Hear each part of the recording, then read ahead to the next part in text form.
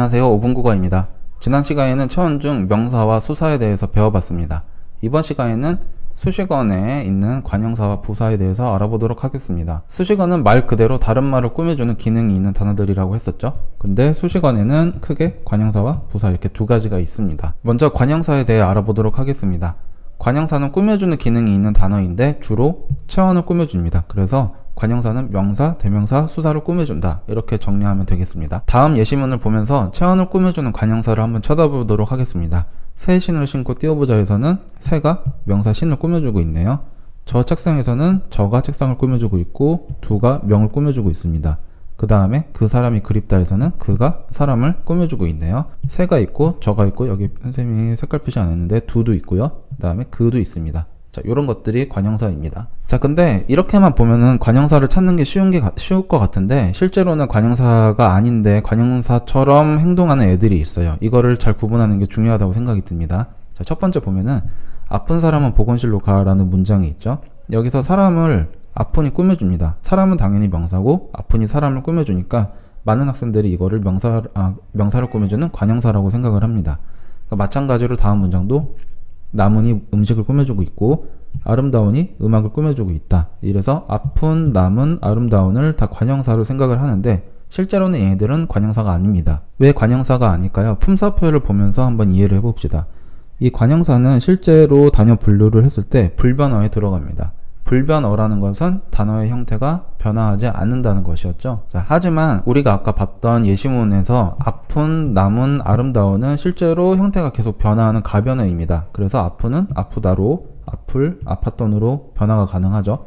남은은 남다, 남을, 남았던으로 변화가 가능하고 아름다운은 아름답다, 아름다울로 변화가 가능합니다.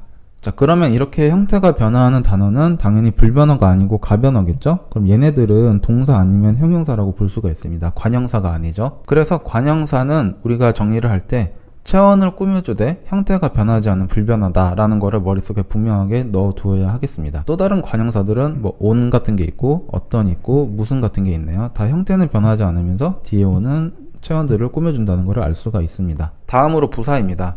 부사는 관형사와 달리 꾸며주는 기능이 있다는 점에서는 같은데 꾸밈의 대상이 다릅니다. 부사는 동사와 형용사를 수식해줍니다. 그럼 우리가 한번 이 문장들을 보면서 부사를 찾아보도록 하겠습니다. 첫 번째, 이리 오세요에서 이리는 오세요라는 동사를 꾸며주죠. 바로 나가자에서는 바로가 나가다라는 동사를 꾸며주고 있고요.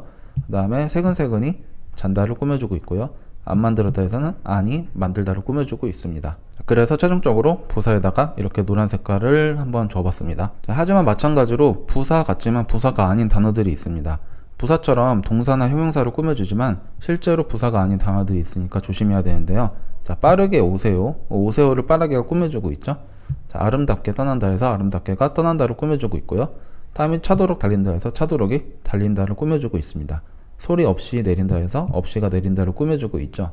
하지만 얘네들도 마찬가지로 실제 부사가 아닙니다. 아까 보았던 품사표인데요. 부사도 마찬가지로 단어 분류상 불변어에 들어갑니다. 하지만 우리가 아까 보았던 예시 빠르게, 아름답게, 차도록 없이는 다 형태 변화가 가능한 가변어들이죠. 그래서 얘네들은 부사가 아닙니다. 부사가 아니고 가변어이기 때문에 얘네들은 동사 아니면 형용사라는 걸 알 수가 있겠네요. 따라서 부사도 동사나 형용사를 꾸며주되 형태가 변하지 않는 불변어라고 정리를 하는 게 중요합니다. 자, 또 다른 몇 가지 부사들을 보도록 하겠습니다. 우리가 앞서 보았던 부사들과 달리 문장 전체를 꾸며주는 부사들이 있는데요.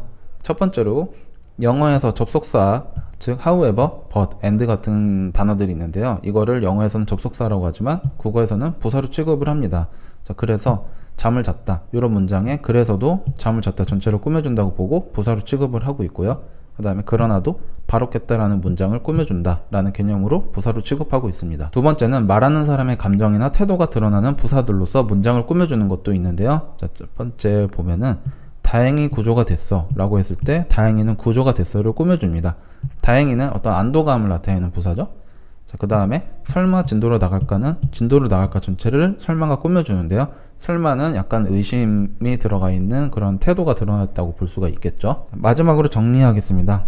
오늘 배운 건 수식어 중에서 관형사랑 부사인데요. 관형사는 체언을 꾸며주는 단어입니다. 그리고 형태가 변하지 않는 불변어만 된다 이렇게 정리를 꼭 해야 됩니다. 두 번째, 부사 부사는 용언, 동사나 형용사를 꾸며주는 단어로서 얘도 마찬가지로 불변어라는 거를 잘 기억해야 되고요. 영어에서 however, but 같은 접속사는 국어에서 부사로 취급한다 를 정리하면 되겠습니다. 자, 오늘도 고생 많았습니다.